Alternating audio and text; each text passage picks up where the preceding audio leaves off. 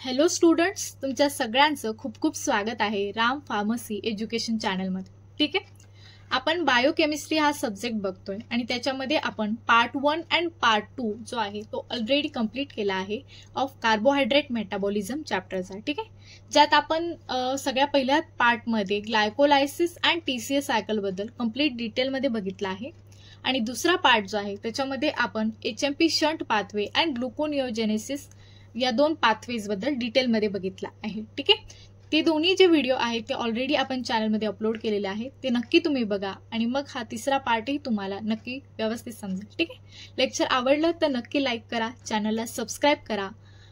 काही डाऊट आला असेल तर कमेंटमध्ये नक्की विचारा आणि बेल आयकनलाही प्रेस करा, जेणेकरून तुम्हाला असेच पुढचे व्हिडिओ जे आहेत ते मिळत राहतील. ठीक आहे, तर वेळ न घालवता आपण आजच्या व्हिडिओला स्टार्ट करूया. ठीक आहे, तर ह्या लेक्चरमध्ये आपण डायबिटीज मेलाइटसला कव्हर करणार आहोत. ठीक आहे, व्हॉट इज डायबिटीज मेलाइटस? तर diabetes mellitus is an important disorder of carbohydrate metabolism. Carbohydrate metabolism मधला हा इम्पॉर्टंट डिसऑर्डर आहे. However, fat and protein metabolism are also affected in diabetic condition. Diabetic condition मध्ये बॉडीच्या फॅट अँड प्रोटीन मेटाबॉलिझम जे आहे ते सुद्धा अफेक्ट होतं. डायबिटीजचा मीन म्हणजे काय की इथे काय होतं, excretion of excessive volume of urine. युरिनचं आहे ते एक्सेसिव्ह अमाऊंट मध्ये काय होतं, एक्सक्रिशन होतं with glucose means sweat. Diabetes mellitus refers to chronic excretion of large volume of urine containing glucose. So loss जे आहे ते जास्त प्रमाणात होतं in condition of diabetes mellitus. Diabetes mellitus caused by हे जे आहे ते mainly deficiency in the secretion मध्ये असू शकते किंवा ऍक्शन ऑफ इन्सुलिन मुळे काय होतो, हा डिसीज जो आहे तो कॉज होतो. Is a relatively common disease आहे. इन्सुलिन जो आहे हा एक एंडोक्राइन हार्मोन आहे which is secreted by alpha cells of islets of Langerhans of pancreas जे आहेत ते काय करतात, याला रिलीज करतात. द ॲबनॉर्मॅलिटी जी होती इन ग्लुकोजच्या मेटाबॉलिझम मध्ये is indicative of diabetes or a tendency towards the condition. ठीक आहे, की डायबिटीज मेलाइटस म्हणजे काय आहे, तर डायबिटीज मेलाइटस जो आहे हा एक प्रकारे काय ग्रुप ऑफ डिसीजेस ज्याच्यामध्ये काय होतं, रेग्युलेटरी ऍक्टिव्हिटी जी आहे इन्सुलिन तो काय होतो, डिफेक्ट येतो त्याच्यामध्ये. आता या डिसीज जो आहे त्याचे दोन मेजर क्लास आहेत, type 1 diabetes and type 2 diabetes. आता टाईप 1 डायबिटीज जो आहे तो पूर्णतः इन्सुलिन डिपेंडंट आहे. This disease begins early in the life and quickly becomes severe. म्हणजे हा खूप कमी वयातच जो आहे हा डिसीज काय होतो, कॉज होतो आणि क्विकली म्हणजे कमी टाइम पिरियडमध्येच तो काय होतो, सिव्हिअर कंडिशन त्याची काय होते, कॉज होते. आणि टाईप 2 चा जो आहे तो नॉन इन्सुलिन डिपेंडंट आहे. म्हणजे या डिसीज मध्ये काय होतं, स्लोली डेव्हलपमेंट होते, माइल्डर फॉर्म मध्ये होतो अँड ऑफन गोज अनरेकॉग्नाइज. म्हणजे कोणत्या रिझनमुळे झाला ते याच्यामध्ये काय होतं, अननोन असतं. टाईप 1 जो आहे तो काय, त्याच्यामध्ये इन्सुलिन थेरपी दिली जाते ट्रीटमेंटसाठी. आयदर इन्सुलिन इंजेक्शन्स दिले जातात और इन्सुलिन पंप्स यूज केले जातात. And careful life long control of the balance between glucose intake and insulin dose. याच्यामध्ये लाईफ लॉंग म्हणजे जोपर्यंत तो माणूस जिवंत आहे तोपर्यंत याच्यामध्ये काय केला जातो, बॅलन्स ठेवला जातो फॉर द प्रोटेक्शन. ठीक आहे, that is about the diabetes mellitus. तर याच्यामध्ये काय होतं, द डिक्रीज्ड और डिफेक्टिव्ह प्रोडक्शन ऑफ इन्सुलिनमुळे जो आहे का डायबिटीज मेलाइटस जो आहे तो काय होतो, कॉज होतो. आता याचे काही सिम्पटम्स आहेत इन्सुलिनचे ते आपण बघणार आहोत. कशामुळे त्याच्या ऍक्शन मध्ये डिफेक्टिव्हनेस येतो किंवा डिक्रीज होतं त्याचं प्रोडक्शन, त्याचे सिम्पटम्स काय आहेत ते. तर सगळ्यात पहिल्यांदा काय की decrease permeability of cell membrane for glucose.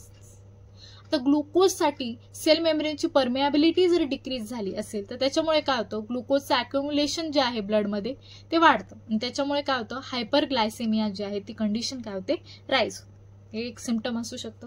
दुसरं काय आहे, पॉलियुरिया. पॉलियुरिया म्हणजे काय, excretion of increased quantity of urine. म्हणजे इथं काय होतं, युरिनची जी क्वांटिटी आहे एक्सक्रिनची ती काय होते, इन्क्रीज होते. त्याच्यामुळे काय होतं, ऍडिशनल अमाऊंट मध्ये ग्लुकोज जे आहे ते युरिन थ्रू काय होतं, लॉस होतं.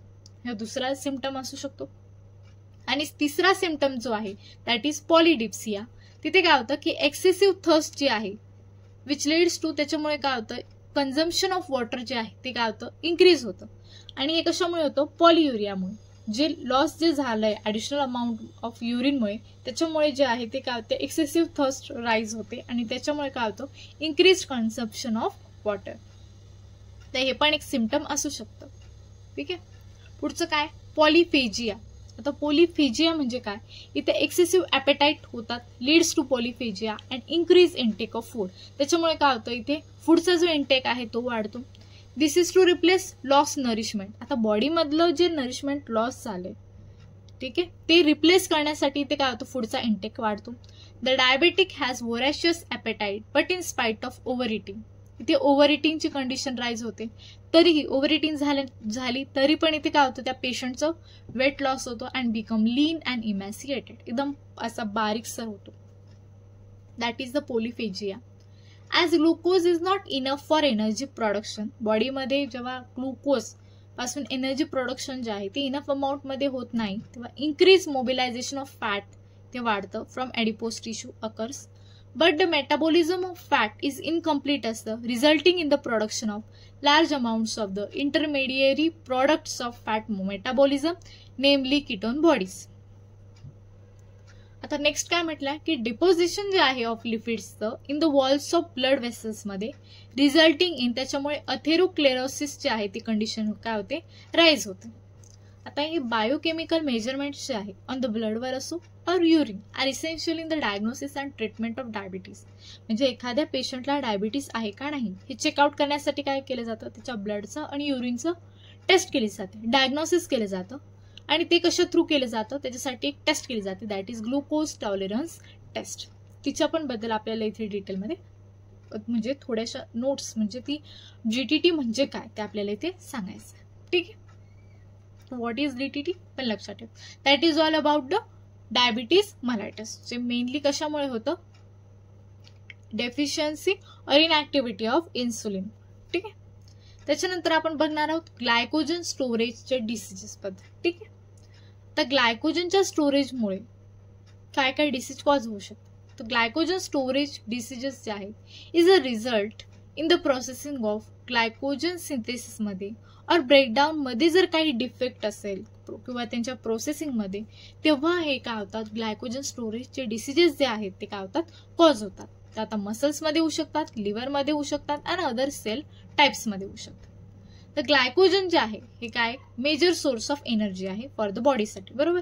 It is stored in the form of glycogen, आणि बॉडीमध्ये ते ग्लायकोजनच्या फॉर्ममध्ये काय केलं जातं, स्टोअर केलं जातं, लिव्हरमध्ये अँड मसल्समध्ये अँड लॅटर, आणि मग नंतर त्याला काय केलं जातं, रिलीज केलं जातं with the help of enzymes. तर आता जे पण पर्सन ग्लायकोजन स्टोरेज डिसीजेसने अफेक्टेड आहेत, have an inherited defect in one of the enzymes मध्ये काय होतं, त्यांच्यामध्ये डिफेक्ट येतो रिस्पॉन्सिबल फॉर फॉर्मिंग और रिलीजिंग ग्लायकोजन, जे ग्लायकोजनला फॉर्म करतात किंवा रिलीज करतात as it is needed by the body during exercise and or between मील्समध्ये. कळालं. तर ग्लायकोजन स्टोरेज डिसीज जो आहे तो कॉज कसा होऊ शकतो किंवा त्याचं रिझन काय कॉज होण्याचं. ठीक आहे. ते आपण इथे बघितलं ग्लायकोजन स्टोरेज डिसीजेस बद्दल. आता there are various types of glycogen storage diseases. त्यामध्ये मेन टाइप्स जे आहेत ते 8 टाइप्स आहेत. ठीक आहे. त्याच्याबद्दल आपल्याला डिटेलमध्ये बघायचं आहे. तर या डिसीजेस बद्दल हा चार्ट आपल्याला लक्षात ठेवायचा आहे. त्याच्यामध्ये सगळं काय मेन्शन केलेलं आहे, टाइप कोणता आहे, त्याचा डिसीजचं नेम काय आहे, त्याच्यामध्ये कोणता एन्झाईम डिफेक्ट होतो, ग्लायकोजनची लेवल काय असते, ग्लायकोजनचं स्ट्रक्चर कसं असणार आणि कोणता ऑर्गन और आयदर टिश्यू त्याच्यामुळे अफेक्ट होतो, ते सगळं इथे डिटेलमध्ये दिलं. ठीक आहे. तर सगळ्यात पहिला टाइप आहे ग्लायकोजन स्टोरेज डिसीजेसचा, दॅट इज वोन गिअरकेज डिसीज. आणि त्याच्यामध्ये जो आहे तो काय होतो, ग्लुकोज 6 फॉस्फेटेज जो आहे तो काय होतो, इथे अफेक्ट होतो. आणि याच्यामध्ये ग्लायकोजनची लेवल जी आहे ती कशी असते, हाय. ग्लायकोजनचं स्ट्रक्चर नॉर्मल असतं आणि याच्यामध्ये मेनली लिव्हर अँड किडनी जे आहे ते काय होतात, अफेक्टेड होतात इन द फर्स्ट टाइपमध्ये. दुसरा टाइप आहे पॉम्पेज डिसीज. त्याच्यामध्ये अल्फा 1,4 ग्लुकोसाइडेज एन्झाईम जो आहे तो काय होतो, इथे डिफेक्टिव्ह होतो आणि इथे ग्लायकोजनची लेवल जी असते ती काय असते, व्हेरी हाय. ग्लायकोजनचं स्ट्रक्चर इथे पण नॉर्मल असतं आणि इथे मध्ये मोस्ट ऑफ सगळे ऑर्गन्स जे आहेत काय होतात, अफेक्टेड होतात इन द पॉम्पेज डिसीजमध्ये. टाइप 3 आहे कुरीज फॉडबेज डिसीज. त्याच्यामध्ये डी ब्रांचिंगचे जे एन्झाईम्स आहेत ते काय होतात, डिफेक्ट होतात त्यांच्यामध्ये आणि याच्यामध्ये ग्लायकोजनची लेवल जी असते ती हाय असते. स्ट्रक्चर जे असतं ग्लायकोजनचं ते शॉर्ट आउटर ब्रांचेसचं असतं आणि याच्यामध्ये लिव्हर, हार्ट अँड मसल जे आहे ते मेनली अफेक्टेड होतात. आता 4th टाईपचा डिसीज आहे ॲनिडेरसन्स डिसीज. त्याच्यामध्ये काय होतं, ब्रांचिंग एन्झाईम जे आहे त्यांच्यामध्ये काय होतो, डिफेक्ट होतो. याच्यामध्ये ग्लायकोजनची लेवल जी असते ती कशी असते, नॉर्मल, आणि ग्लायकोजनचे स्ट्रक्चर जे आहे ते लॉंग आउटर ब्रांचेसचं असतं. याच्यामध्ये mainly liver, spleen and muscle जे आहे ते काय होतात, अफेक्टेड होतात. 5th टाईपचा ग्लायकोजन स्टोरेज डिसीज आहे एम्सिअर्डल्स डिसीज, ज्याच्यामध्ये मसल फॉस्फोरायलेजचा जो एन्झाईम आहे तो डिफेक्टेड होतो. याच्यामध्ये पण ग्लायकोजनची लेवल जी आहे ती हाय असते, ग्लायकोजनचं स्ट्रक्चर नॉर्मल असतं आणि मसल जे आहे ते मेनली अफेक्टेड होतं. 6th टाईपचा डिसीज आहे हर्स डिसीज. याच्यामध्ये काय होतं, लिव्हर फॉस्फोरायलेज एन्झाईम जो आहे तो डिफेक्टिव्ह होतो. याच्यामध्ये पण ग्लायकोजनची लेवल हाय असते, स्ट्रक्चर नॉर्मल असतं आणि इथे मेनली लिव्हर जो आहे तो काय होतो, अफेक्टेड होतो. 7th टाईपचा डिसीज आहे तारोइज डिसीज, ज्याच्यामध्ये फॉस्फोफ्रक्टोलीज जो आहे तो काय होतो, डिफेक्टिव्ह होतो. व्यवस्थित बघायचं स्पेलिंग. आणि ग्लायकोजनची लेवल जी आहे ती इथे पण हाय असते, स्ट्रक्चर नॉर्मल असतं आणि ते पण मेनली जे आहे ते मसल अफेक्टेड असतं. आणि 8th and last type of glycogen storage disease आहे हेपॅटी फॉस्फोरायलेज कायनेज डेफिशियन्सी. याच्यामध्ये जे आहे ती फॉस्फोरायलेज कायनेज जे आहे ती काय होतं, डिफेक्टिव्ह होतं. याच्यामध्ये पण ग्लायकोजनची लेवल हाय असणार, स्ट्रक्चर नॉर्मल असणार आणि इथं मोस्टली जे आहे ते लिव्हर अफेक्टेड होतं. तर these are the 8 types of glycogen storage diseases. याच्याबद्दल आपल्याला 5 मार्क्सला नोट्स येऊ शकते, म्हणून आपल्याला हा चार्ट जो आहे तो व्यवस्थित लक्षात ठेवायचा आहे. ठीक आहे. नेक्स्ट आपण पाहणार आहोत hormone control of carbohydrate metabolism. आता एवढे सगळे आपण जे पाथवेज बघितले या सगळ्यांमध्ये एन्झाईम हार्मोनचा जो रोल आहे तो मेन आहे. त्याच्यामुळे बॉडीमध्ये हार्मोनचा कंट्रोल जो आहे तो रेग्युलेटेड असणं काय आहे, खूप इम्पॉर्टंट आहे. राईट. द मेटाबॉलिझम जे आहे ऑफ कार्बोहायड्रेट्सचं is regulated by variety of हार्मोन्सने काय केलं जातं, त्याला रेग्युलेट केलं जातं and other molecules. The proper functions of the body are dependent on precise control of glucose ची concentration किती आहे in the blood, त्याच्यानुसार काय केलं जातं, ते रेग्युलेटेड और कंट्रोल केलं जातं. तर बॉडीमध्ये नॉर्मल फास्टिंग लेवल जी आहे ग्लुकोजची ती किती आहे, 70 to 90 mg per 100 ml of the blood. हे जे कॉन्सन्ट्रेशन आहे ते आपल्याला लक्षात ठेवायचं आहे. इफ द कॉन्सन्ट्रेशन जर ब्लड मधल्या ग्लुकोजची लेवल जर वाढली तर त्याच्यामुळे काय होऊ शकतं, हायपरग्लायसेमिया. आणि hyperglycaemia may temporarily exist as a result of eating a meal rich in carbohydrates असेल तर त्याच्यामुळे हायपरग्लायसेमिया होण्याचे चान्सेस काय होतात, वाढतात. तर if the concentration of glucose, जर ब्लड मधलं ग्लुकोजचं कॉन्सन्ट्रेशन लो झालं तर त्याच्यामुळे हायपोग्लायसेमियाची कंडिशन काय होते, अराईज होते. आणि हायपोग्लायसेमिया जो आहे त्याच्यामुळे काय होतं, विकनेस येतो बॉडीमध्ये, ट्रेम्बलिंग, ड्रॉसीनेस, हेडेक, रॅपिड हार्टबीट होणं आणि पॉसिबल लॉस ऑफ कॉन्शियसनेस हे होणं साहजिक असतं. ठीक आहे. That is condition of hypoglycaemia. तर त्याच्यामुळे बॉडीमध्ये हार्मोन्सचं कंट्रोल असणं, कॉन्सन्ट्रेशन ऑफ ग्लुकोज कंट्रोलमध्ये असणं फार गरजेचं आहे. ठीक आहे.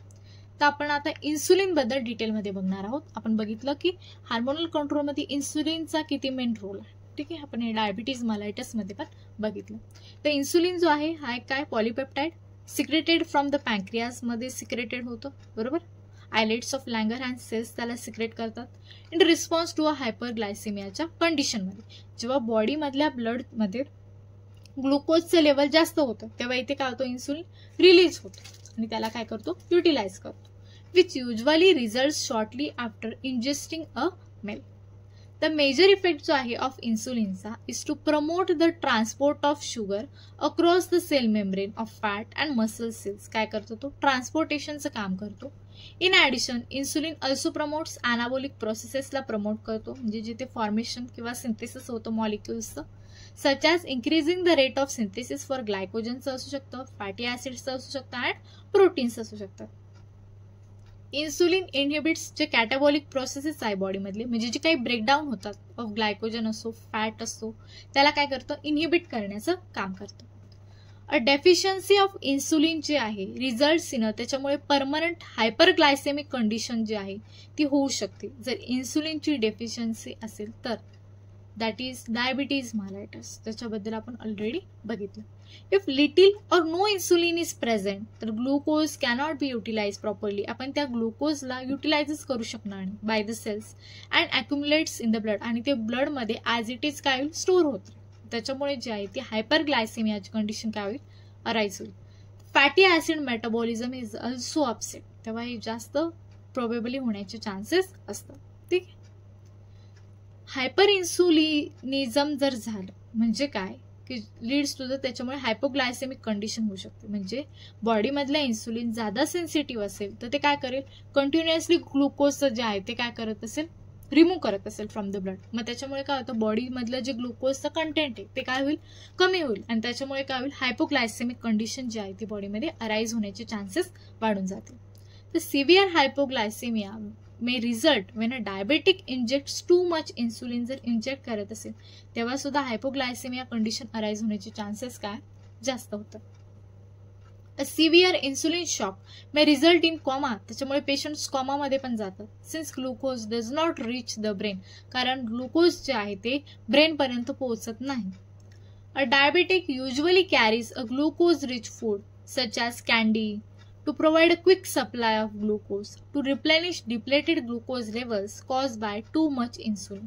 म्हणून असे पेशंट्स जे आहेत ज्यांच्यामध्ये हायपोग्लायसेमियाची कंडिशन अराईज होते किंवा ज्यांना हायपोग्लायसेमिया आहे ते काय करतात, स्वतःजवळ जे स्वीट सबस्टन्सेस असतात ते कॅरी करतात, लाईक कॅन्डी, चॉकलेट्स एक्सेट्रा. ठीक आहे.